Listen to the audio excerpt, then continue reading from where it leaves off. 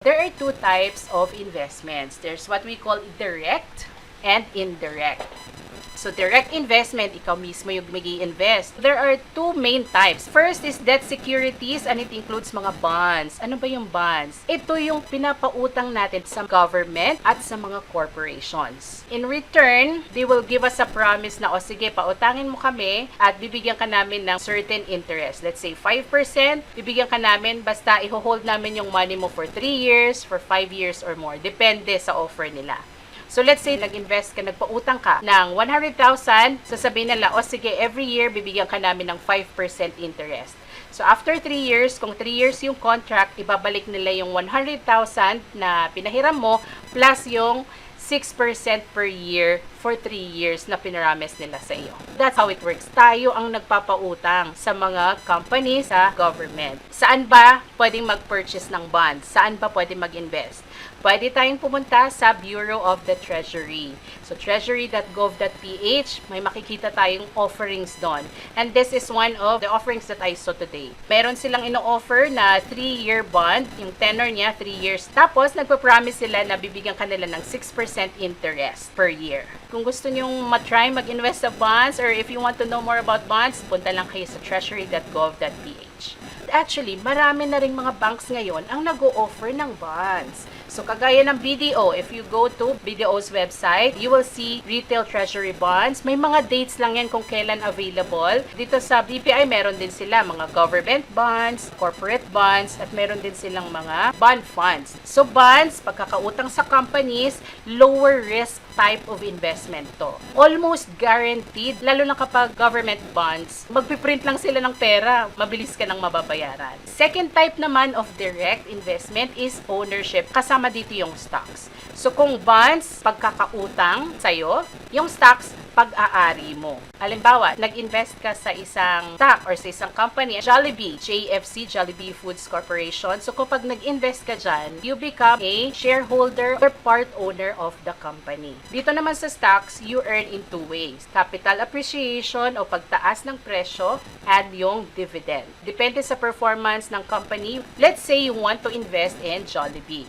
Yesterday, ang traded price niya is 229.80. So, yun yung price per stock. At kung makikita nyo, ganito ka volatile ang stock market. Pataas, pababa, pataas, pababa. Kaya ngayon iba natatakot. Pero, don't fret kasi higher the risk, the higher the potential return.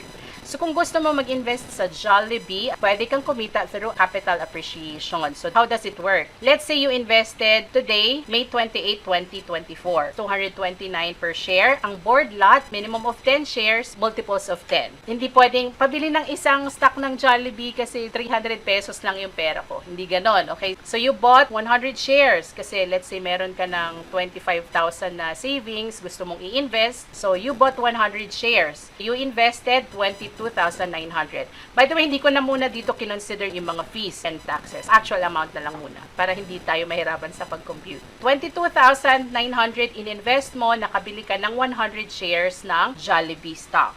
Nilagay mo lang siya doon, pinabayaan mo na lang siya doon, tapos hindi mo na dinagdagan, nakalimutan mo na. So, after 6 years, May 28, 2030, naalala mo, oy, meron pala akong nabiling share sa Jollibee. Tapos, chinek mo, magkano na kaya yung value nito? At pagtingin mo, uy, 300 pesos na per share. Kung dati, nabili mo lang siya ng 229 pesos, after 6 years, ngayon tumaas na, naging 300 na. So, magkano na yung current value? 30,000 na. So, 22,000 mo binili, ngayon 30,000. Magkano yung kinita mo? 7,100. Pero, kung hindi mo pa ito nabebenta, it's called paper gains pa lang. Kung nalugi naman, let's say naging 200 na lang yan per share, paper loss pa lang yan hanggat hindi mo ibinibenta. So, let's say, you decided, oh sige, bebenta ko na to kasi gusto ko nang ma-realize yung gains, yung profits ko from the stock market. So, binenta mo, and now, hindi na siya paper loss kasi actual gain mo na siya. So, kumita ka ng 7,100. Ang nakuha mo, 30,000. So, kung titingnan natin in terms of percentage, in 6 years, ang kinita nitong 7,1 is 31%. That's 5.1% per year. Okay na ba yon? Okay na ba yung 5.1% na gain sa stock market through capital appreciation? Yes, not bad na yan. And hindi pa tayo tapos sa stock market. Kasi 'di ba sabi ko there are two ways to earn sa stock market. What's the other one? It's through dividends. Si Jollibee nag-o-offer siya based sa records nila, sa reports. Ang pinaka-latest is 1.15 per share as of May 23, 2024. So, anong ibig sabihin yan?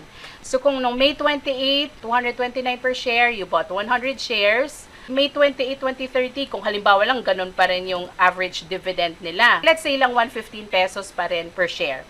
100 ang shares mo, 2 times a year yon. Kasi tingnan mo dito, December and May, doon sila nagre-release ng dividends. So, twice a year. So, kung 2 times a year, yung total dividend mo in 6 years, naging 5,400 pesos na yan. Kung titingnan natin in terms of percentage, 24% ang kinita na dividend in 6 years and 4% per year. So, kung titingnan natin parehas, how do you earn from stocks? Capital appreciation, 5.1% per year kanina, di ba? And yung dividend na 4% per year. So, in total, kung pagsasamahin natin, 9.1% per year ang potential return from investing in the stock market. So, okay na ba yun? Not bad na, di ba? And this is just one stock. Maraming stocks sa stock market. Kailangan lang nating aralin at tingnan yung kanilang financial reports, yung kanilang historical backgrounds, yung performances, para malaman natin saan ba ako pwedeng mag-invest, anong stock ang pwede kong bilhin. Punta lang kayo sa edge.psc.com.ph. 285 companies na listed sa stock market. Yan yung mga pagpipilian mong stocks. Isa lang ang JFC or yung Jollibee. Kapag nag-open naman kayo ng stock market account sa isang broker, meron silang binibigay na reports and they give out information kung ano yung mga top picks nila. Ano yung mga nire-recommend nila na i-buy, ano yung nire-recommend nila na i-sell. So, may mga ganong informations. As of today, mga 36 ang stock market brokers, BDO Securities, BPI Trade, Call Financial. Tapos na tayo dito sa direct, sa bonds and stocks. Ito lang usually ang pinagpipilian kahit mga fund managers. Depende sa risk profile mo. Kung more aggressive ka, mas maraming stocks. Yung iba naman talagang aggressive lang sila o puro stocks yan, 100% stocks. Yung iba, merong percentage ng bonds, merong percentage ng stocks. Bakit hindi na lang lahat stocks? Why? Because we need to diversify. Minsan, pag tumataas ang stocks, bumababa ang bonds. Pag tumataas ang bonds, minsan mas mababa ang stock market. Pang-balanse. Para kapag mababa ang stocks ngayon, at least meron kang bonds na okay naman ang kita. 'Di ba? So, diversify. Don't put all your eggs in one basket.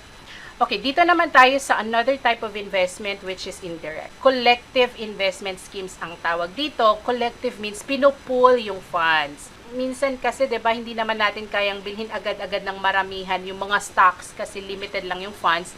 Dito sa indirect, dito sa mga pooled funds, nag-o-offer sila ng investments na halo-halo na. Iba-ibang klase ng stocks, parang nilagay na nila lahat sa basket. Hindi na ikaw yung mamimili. So, kung mas gusto mo yan, para hindi mo naiisipin, napakaraming stocks, 285, ano ba yung pipiliin ko? So, kung wala kang time to study each stock, market research na binibigay ng mga stockbrokers, mag-funds ka na lang. Mag-invest ka sa mutual funds, sa UITFs, or sa VULs. Kasi, ang fund manager na ang bahala dyan. Saan naman napibili yung mga mutual funds? You can visit pfa.com.ph. May mga listahan sila doon ng mga mutual funds company. Tingnan mo yung performances nila, alin ba yung mataas ang performance, based on historical data, alin ba yung malaki ang growth. Kailangan nating i-consider yan. Pag-ibig MP2 savings. 500 lang yung minimum savings, tax-free dividends, and over the last 2 years, 7%. This is also not guaranteed kasi nag-iiba-iba yung dividend rate nito. Kaya lang, knowing that it's backed by the government, almost guaranteed na to na hindi ka naman tatakbuhan ni government, di ba? Where to purchase UITF, Unit Investment Trust Funds. It's almost the same as mutual funds, pero ito, mabibili mo to sa mga bangko. Saan pwedeng bumili ng VUL? VUL naman, it's insurance na may kasamang investment. Sino dito yung may mga VUL? Investing in VUL, mas mataas talaga yung admin fees nito.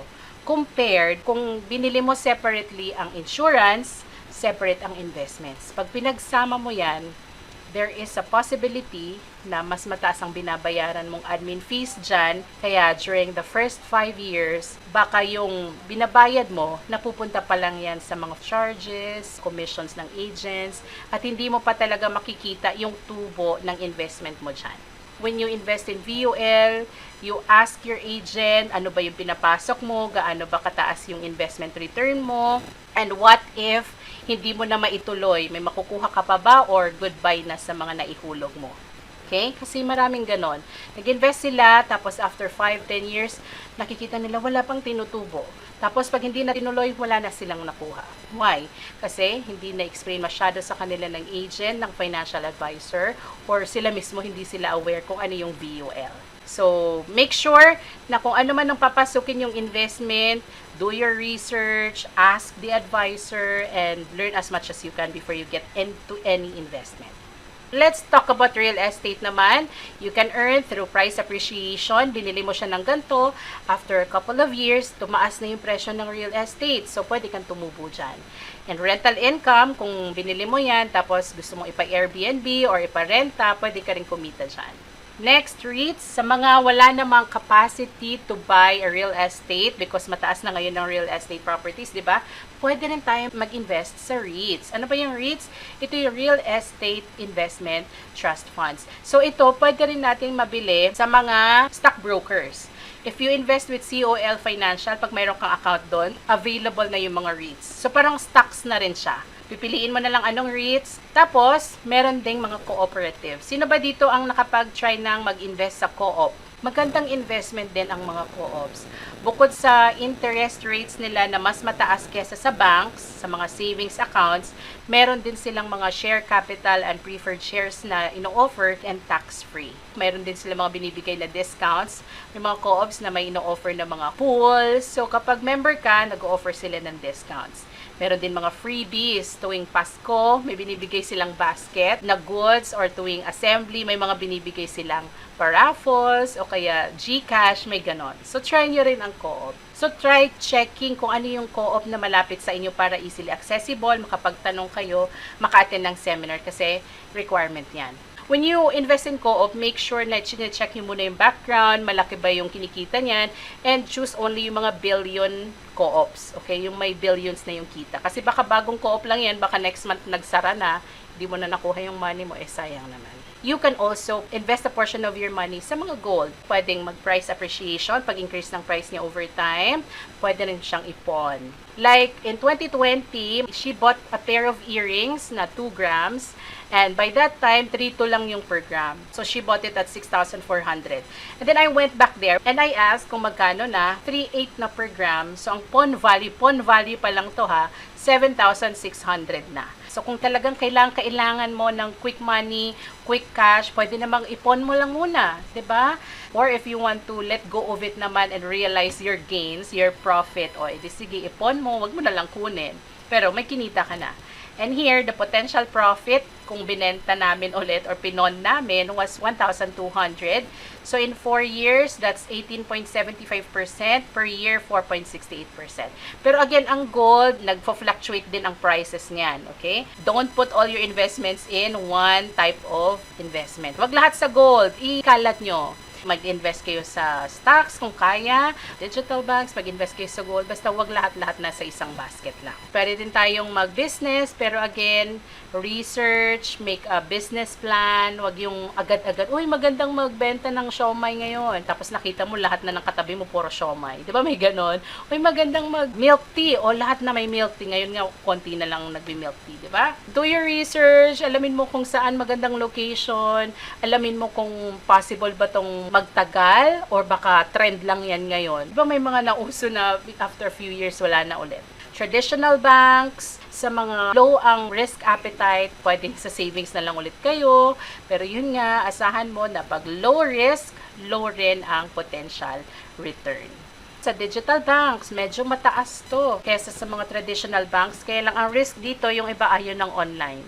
Natatakot ma-scam, natatakot mawalan ng pera online. So again, there's always risk. So alamin mo kung hanggang how much risk are you willing to take. Nasa iyo yan. I am here to help you decide, but it's still you who will decide. I'm just giving you different options, but it's still you who will decide which investment vehicle is right for you, depending on your goal, time horizon, and your availability of funds. Diba? Baka maganda naman sila lahat, pero wala naman available na funds. And like what I said, always investigate before we invest. Ang tanong dito is, can you invest by yourself? Diba? Kasi you have the option to invest by yourself, or you can hire a professional if you have the funds, or you can invest in mutual funds, in mga pool funds. Well, if you have money, pero wala kang time, wala kang expertise, edi mag-mutual funds ka na lang. Kung may time ka, pero wala ka namang money, wala ka ng expertise, mag-ipon ka muna. Wala ka pang pang-invest eh. Kahit may money ka, tapos may expertise ka, pero wala kang time kasi busy-busy ka sa work, sa business, eh baka mas okay na mag-mutual funds ka na lang muna. Meron ng mga fund managers na nagmamanage ng investments mo. You don't have to do it by yourself. And some strategies, start small and start early. Huwag mong sabihin na wala pa naman kasi ako malaking pera. Kung mayroon ka ng nakatabing emergency fund, somehow may insurance ka na, mayroon ka namang konting pwedeng i-invest, kung mag-start ka kahit gaano pa kaliit yan.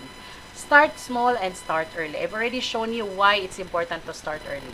And consistently, cost averaging. Kahit mababa ngayon ng market, next month mataas na, mag-a-average yan. And then, diversify. Don't put all your eggs in one basket. Put some in low-risk investments. Merong mga medium risk, merong mga high risk, ikalat natin. At wag puro stocks. Kahit stock market, wag puro Jollibee, tas yung mga food companies. And don't fret kung hindi nyo pa alam lahat. You don't have to be great to start. You just have to start to be great. Start where you are with what you have. Wag mong isipin na saka na lang pag nadoble yung sweldo ko, saka na lang kapag ka na-promote, okay lang yan. You start with where you are. Remember, investing isn't just about money, di ba? Hindi lang ito puro pera, hindi lang ito puro wealth, assets, liabilities. It's also about investing in yourself, in your health. Health is wealth, di ba? No matter how much money or investments or how many properties you have, if you are not healthy, hindi mo rin ma-enjoy ang pera mo. Kailangan alagaan din natin yung sarili natin, alagaan natin yung health natin, because this is our greatest asset. Isa lang ang buhay natin, so we have to take care of it at alagaan natin. I hope you don't mind me sharing these Bible verses. When you have all you want to eat and have built good houses to live in and all your other possessions have increased, be sure that you do not become proud and forget the Lord your God. Kasi minsan nakakalimutan natin yan. He sent hardships on you to test you so that in the end, He could bless you with good things. So then, you must never think that you have made yourselves wealthy by your own power and strength. Because remember that it is the Lord your God who gives you the power to become rich. Hindi sa sarili nating kakayanan, kundi it's because of the power that God gives us, the strength that God gives us. After all, we brought nothing with us when we came into the world, and we can take anything with us when we leave it. Wala tayong madadala, diba? But we are hopeful na after our time here on earth, God will commend us. Well done, good and faithful servant. You have been faithful with a few things.